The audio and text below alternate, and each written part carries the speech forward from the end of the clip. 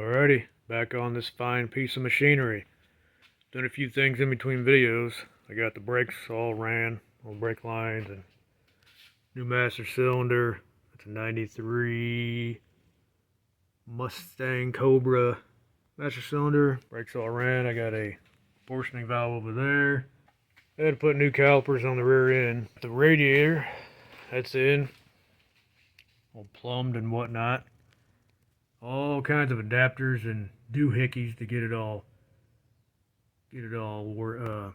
set up. Got the steam port. The other side, steam port for the LS. Gotta have that. That's in there.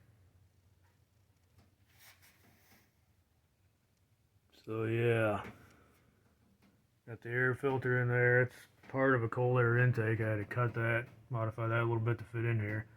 And it just barely fits. The hood shuts. But it works out good because, I mean, the filter's right there. And there's a huge gap in the hood there. So air will come right straight into the filter. So kind of actually works out. Working on the bed floor. I got most of it in. I really should have went with something flatter.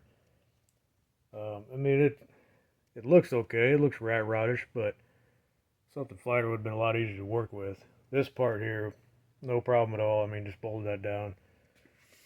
But when it comes up to here with this kick up, I didn't take into account the way it's going to line up. So I got these huge gaps there. I didn't even think of that before I put it in. So got the huge gaps. So what I'm going to do is I'm going to take this section off and put it on the back like this is, but I'm going to put that on the back and put nothing.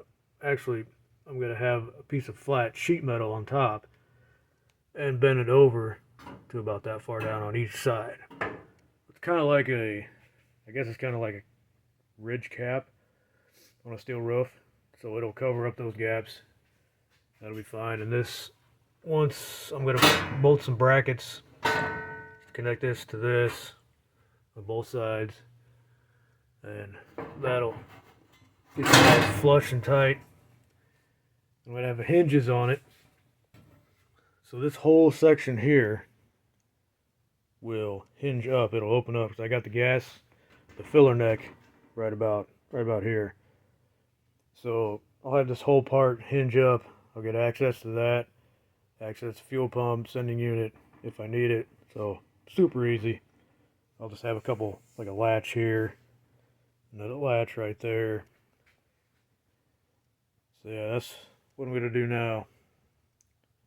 Get that piece of sheet metal cut, get this floor done. Actually, I haven't heard this motor run yet, 5.3 LS, but the guy I bought it off of, I trust him, and he said he heard it run before it was taken out of the Suburban that it came out of. So I trust him that it runs, so it's fine. But obviously I can't start it until I delete the VATs, and I can't do that until I get the proper stuff. I don't know exactly what I'm going to get yet. HP tuners maybe. I don't know yet, but that'll be in the very near future. After that, drive shaft, I think, windshield and back window, and should be ready to hit the road. So here's the part that's going to hinge up and down. It's pretty floppy the way it is. So I'm going to put this strip of steel. It's an 1/8 inch thick, about the perfect length. I'm going to put that underneath. Secure it to this. I'm going to strengthen it up a little bit. Another strip in the back there. That should stiffen it up. Wouldn't be so floppy. So I'm going to do that right now. Here's the piece that's going to go over the big gap in the middle. I got it cut to length, and I got my lines laid out. I'm going to bend both these edges over, whatever the angle that is, whatever that comes out to be. Bend it in the brake, but this piece is way too long. It's like 49.5 inches. My brake's only about 30 or 32 inches, so I was originally going to clamp it to the table and put a board over it along that line, hit it with a hammer and bend it down, but it's even longer than my table, so I could make it work, but it'd be kind of a pain in the butt. So I think I'm just gonna cut it in half.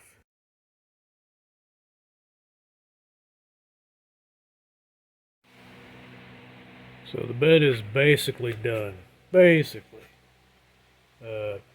Yeah, a little more complicated than I thought it was going to be. I made it more complicated than it should have been. That's the thing.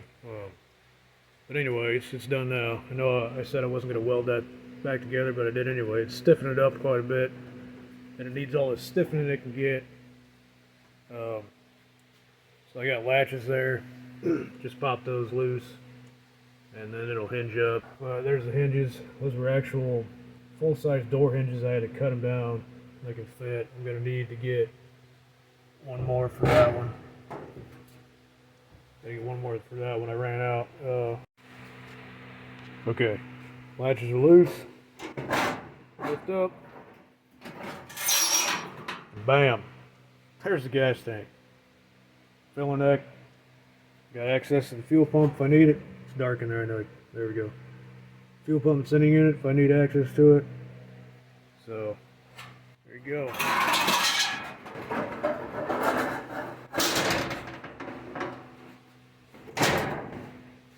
Relatch it, it's all good to go. Yeah, I don't know if you'd call that rat rodish or white trashish or redneckish. I don't know, all the above. Yeah, all the above. Oh well. So I got my O2 sensor bung where I need it.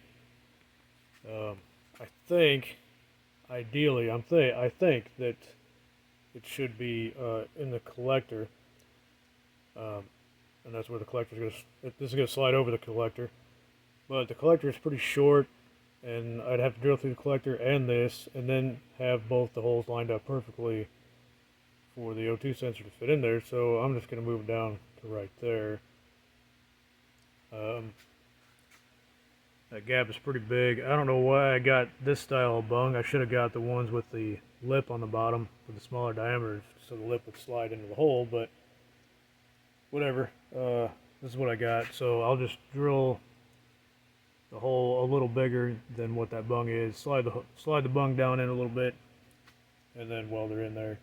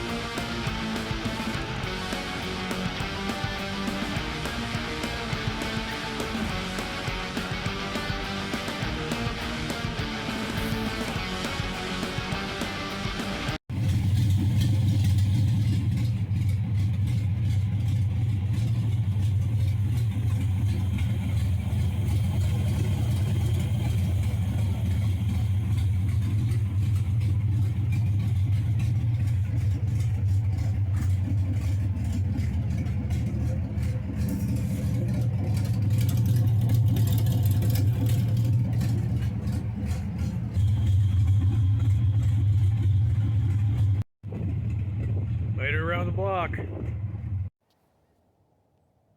About 5:30 in the morning. Got a 4.5 hour trip, but with the trailer and this, probably about 5.5 hours easy. So, gotta get her down there. Oh yeah, good times.